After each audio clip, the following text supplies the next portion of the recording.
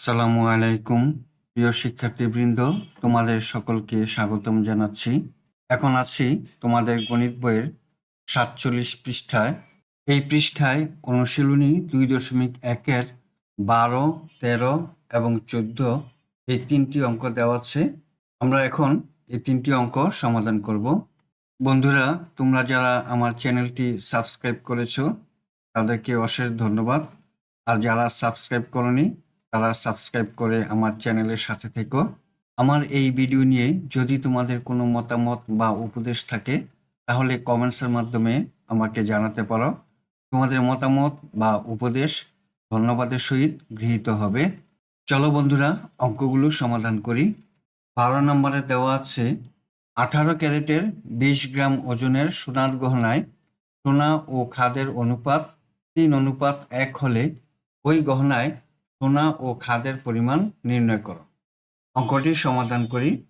আমরা লিখি, দেওয়া আছে সোনার ওজন 20 গ্রাম, সোনা ও খাদের অনুপাত 3:1, সোনা ও খাদের অনুপাতের যোগফল 3+1 = 4।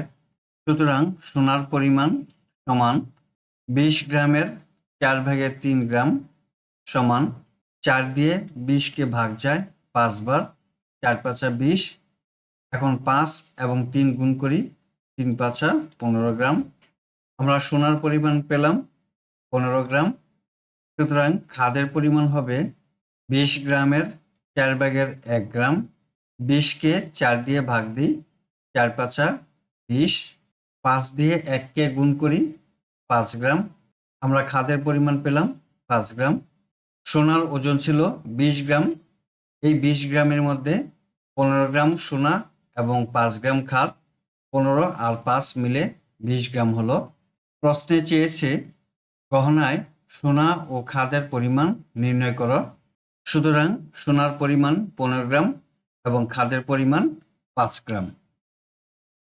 এখন 13 নম্বর অঙ্কটি সমাধান করব। 2 বন্ধুর বাড়ি হতে স্কুলে আসা যাওয়ার দূরত্বের অনুপাত 2:3। প্রথম বন্ধুর বাড়ি হতে স্কুলের দূরত্ব 5 কিলোমিটার হলে দ্বিতীয় বন্ধুর বাড়ি হতে স্কুলের দূরত্ব কত? অঙ্কটি সমাধান করি। আমরা লিখি, দেওয়া আছে স্কুলে আসা যাওয়ার দূরত্বের অনুপাত 2:3 এবং প্রথম বন্ধুর বাড়ি হতে স্কুলের দূরত্ব 5 কিলোমিটার। প্রশ্ন মতে প্রথম বন্ধুর বাড়ির দূরত্ব অনুপাত দ্বিতীয় বন্ধুর বাড়ির দূরত্ব সমান 2:3, বা প্রথম বন্ধুর বাড়ি হতে স্কুলের দূরত্ব দেওয়া আছে 5 কিলোমিটার। আমরা লিখি 5 কিলোমিটার অনুপাত দ্বিতীয় বন্ধুর বাড়ির দূরত্ব সমান 2:3, বা 5 কিলোমিটার ভাগ দ্বিতীয় বন্ধুর বাড়ির দূরত্ব সমান 2/3, বা এখন আড়াআড়ি গুণ করব। দ্বিতীয় বন্ধুর বাড়ির দূরত্ব গুণন 2 সমান 3 গুণন 5 কিলোমিটার। আমরা যেহেতু দ্বিতীয় বন্ধুর বাড়ির দূরত্ব নির্ণয় করব, তাই আমরা লিখি দ্বিতীয় বন্ধুর বাড়ির দূরত্ব সমান 3 গুণন 5। 2কে আমরা বাম পাশ থেকে ডান পাশে নিব। 2 গুণ চিহ্ন আছে, ডান পাশে নিলে ভাগ হয়ে যাবে, তাই 2 দিয়ে ভাগ দিলাম। সুতরাং দ্বিতীয় বন্ধুর বাড়ির দূরত্ব হবে 15/2 কিলোমিটার। 15কে 2 দিয়ে ভাগ দিলে 7.5 কিলোমিটার, অথবা লিখতে পারি 7/2 কিলোমিটার। প্রশ্নে চেয়েছে দ্বিতীয় বন্ধুর বাড়ি হতে স্কুলের দূরত্ব কত? সুতরাং দ্বিতীয় বন্ধুর বাড়ি হতে স্কুলের দূরত্ব 7.5 কিলোমিটার। উত্তর 7.5 কিলোমিটার। এখন 14 নম্বর অঙ্কটি সমাধান করব। 2টি কম্পিউটারের দামের অনুপাত 5:6। প্রথমটির দাম 25,000 টাকা হলে দ্বিতীয়টির দাম কত?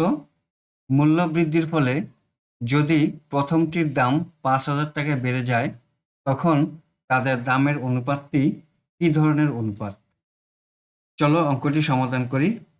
আমরা লিখি, দেওয়া আছে 2টি কম্পিউটারের দামের অনুপাত 5:6 এবং প্রথম কম্পিউটারের দাম দেওয়া আছে 25,000 টাকা।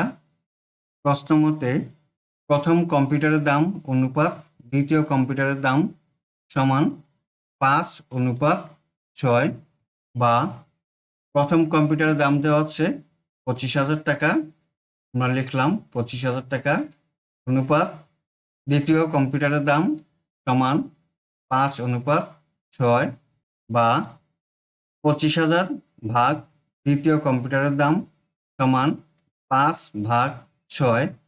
এখন আড়াআড়ি গুণ দিব। দ্বিতীয় কম্পিউটারের দাম গুণন 5 সমান 25,000 গুণন 6, বা আমরা দ্বিতীয় কম্পিউটারের দাম নির্ণয় করব, তাই দ্বিতীয় কম্পিউটার বাম পাশে রাখলাম, সমান 25,000 গুণন 6।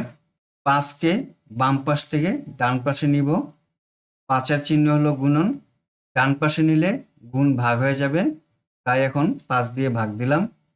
5 দিয়ে 25,000কে ভাগ দিব 5,000। সুতরাং দ্বিতীয় কম্পিউটারের দাম 5,000 গুণন 6, 30,000। প্রশ্নে চেয়েছে দ্বিতীয় কম্পিউটারের দাম কত। দ্বিতীয় কম্পিউটারের দাম নির্ণয় করলাম 30,000 টাকা। উত্তর দ্বিতীয় কম্পিউটারের দাম 30,000 টাকা। আবার বলেছে মূল্য বৃদ্ধির ফলে যদি প্রথমটির দাম 5,000 টাকা বেড়ে যায় তখন তাদের অনুপাতটি কী ধরনের অনুপাত হবে। মূল্য বৃদ্ধির ফলে প্রথম কম্পিউটারের দাম হবে 25,000 যোগ 5,000 টাকা সমান 30,000 টাকা।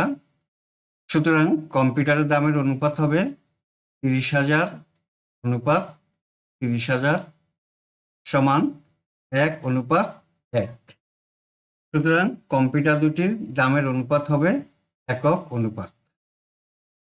বন্ধুরা, আমরা এতক্ষণ 12, 13 এবং 14 এই 3টি অঙ্ক সমাধান করলাম। আশা করি তোমরা অঙ্ক 3টি সহজেই বুঝতে পেরেছ। আজ তাহলে এ পর্যন্তই। তোমাদের সাথে দেখা হবে পরবর্তী ভিডিওতে। আল্লাহ হাফেজ। আসসালামু আলাইকুম ওয়া রাহমাতুল্লাহ।